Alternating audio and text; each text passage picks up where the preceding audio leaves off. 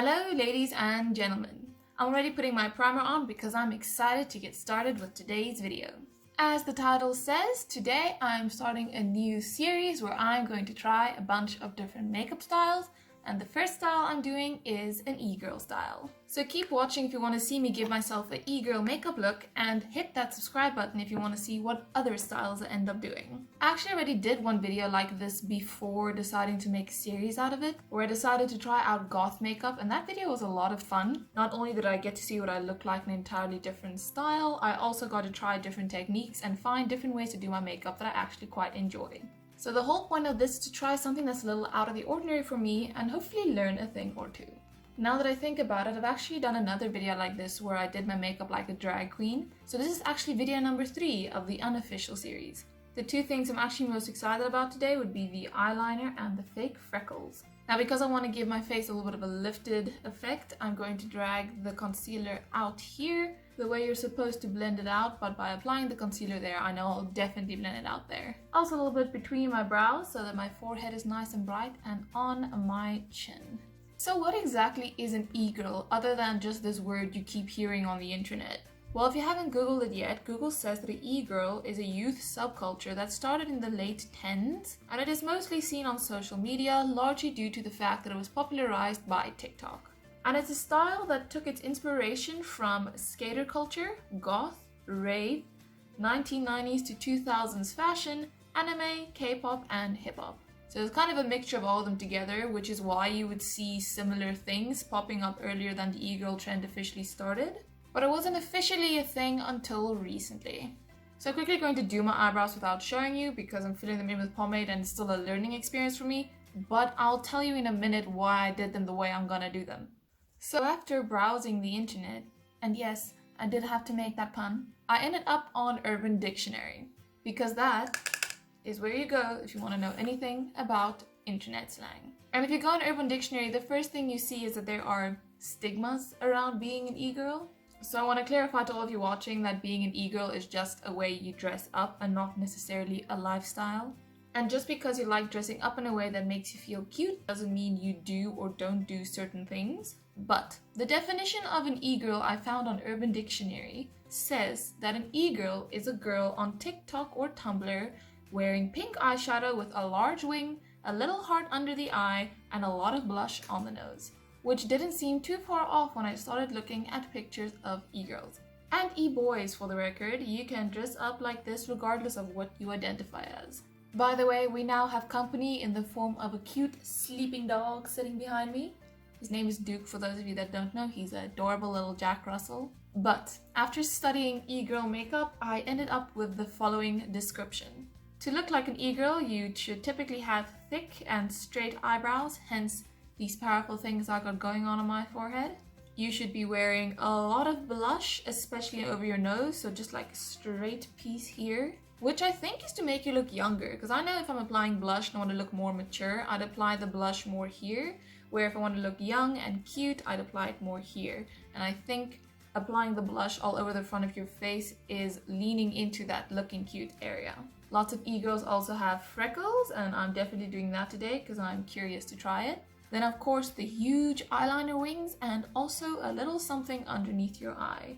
Be it a dot or a heart or something, just a little extra eyeliner down here. And I say that's the most distinct thing about e-girl makeup, is the dramatic eyeliner.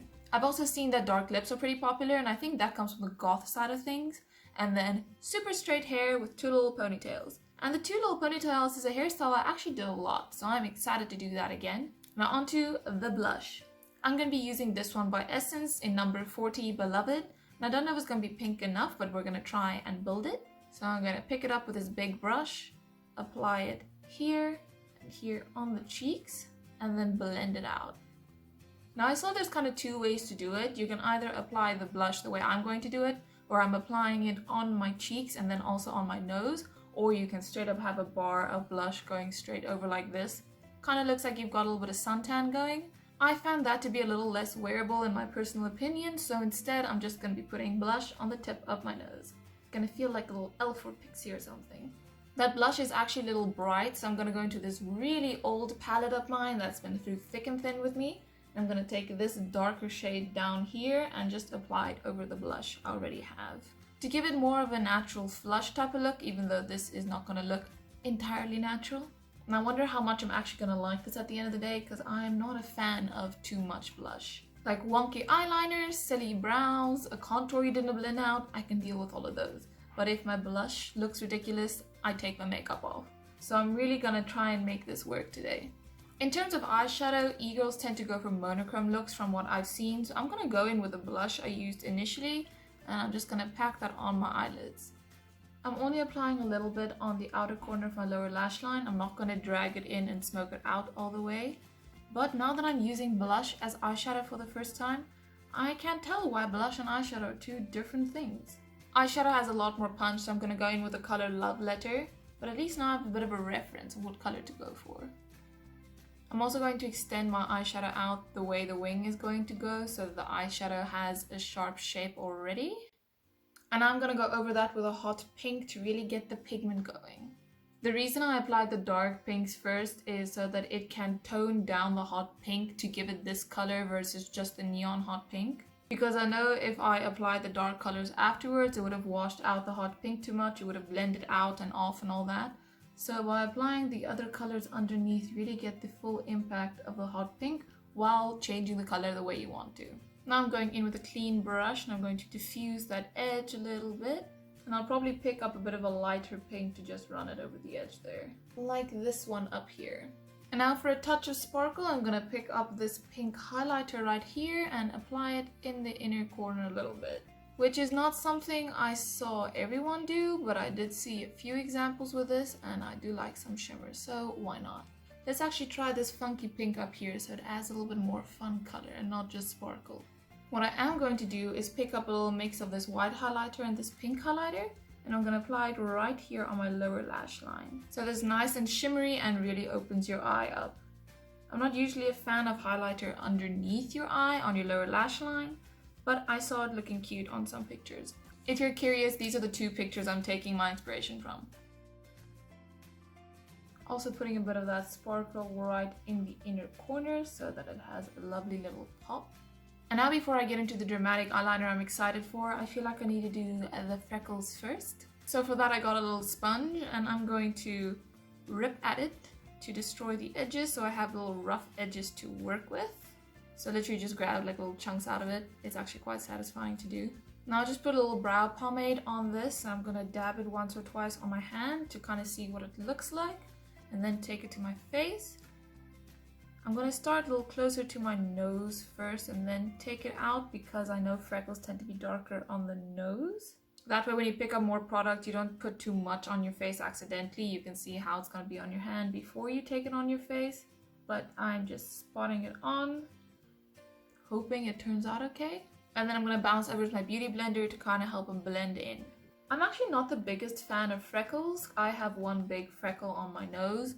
And I don't like it. I don't appreciate its presence and it's a lot of effort to cover it up with makeup because it tends to bleed through my makeup. But it's interesting how it's kind of cool now in your makeup to start applying fake freckles. I feel like on camera it just reads like my face is a little messy now, so I'm gonna take a little bit of a brown eyeshadow and make one or two freckles a little bigger. Maybe that'll make them look a little bit more natural. It looks a little messy. I think it's because the pomade is a little bit dark, but you live and you learn and you try new things. I'm gonna stop messing with it now before I make it worse than it already is. And now I can actually go on with the eyeliner because I won't be covering it up while applying the freckles. So first thing first, your normal wing, just bigger. And I'm going to start on my eyelid and I'm not actually gonna draw the wing in yet. Feels weird just lining your lid, I have to say. And I think that's because I usually start with the wing when I'm doing my eyeliner. But there's method to my madness and I'll explain it to you in a minute. I'm then going to start drawing my wing on my lower lash line, which is going to be a little difficult because my lashes might get in the way, but instead of starting in the corner of my eye, I'm going to start down there.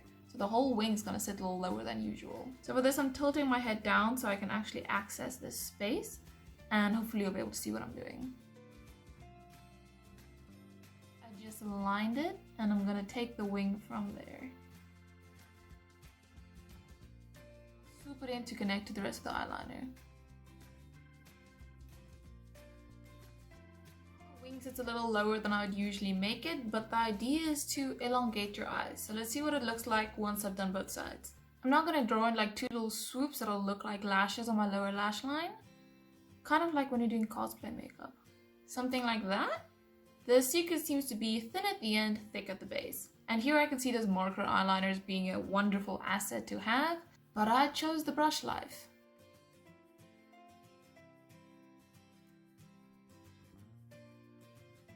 Just straight off the bat, props to anyone who can get the little eyeliner doodles to be even. But I'm gonna go in and tightline to see what that looks like. And you know, this is a challenge. I'm actually having fun.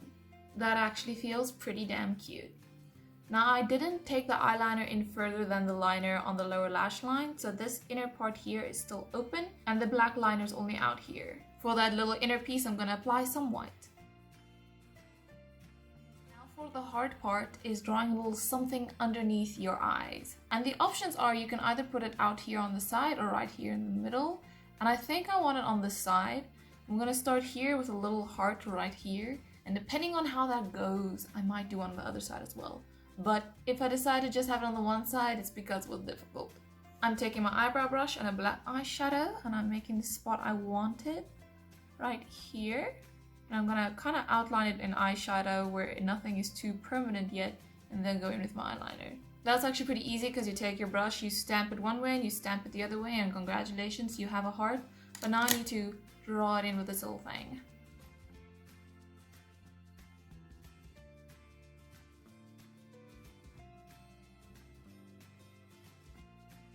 It's not perfect, but it's cute. I thought it would be too small, but when I actually colored it in with a black eyeliner, it's actually an appropriate size. So no, in this case, bigger is not better. We're almost done, so let's move on to lips. I'm just gonna do a black lip because I want it to be this statement.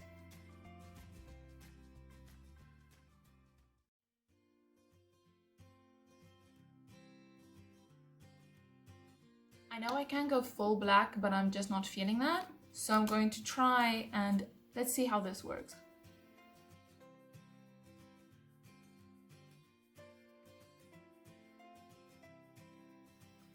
Oh, that is tasty. That's what I get for layering on lipsticks. Oh my goodness. Look at what my little tissue looks like from trying to get this lipstick. But basically I took black on the edges and then various pinks in the middle and then got it to blend a bit. And I actually quite like that. I got the pink in and I got the dark in. And I still have lipstick on my teeth. I think some setting spray is long overdue. And lastly, I need some lashes. So I'm gonna curl my own lashes, put on a little bit of mascara and then stick on falsies. Because I want you to be able to see my lashes over these dramatic wings. There's still glitter on my lashes from when I did the drag makeup look, but we're gonna make it work today.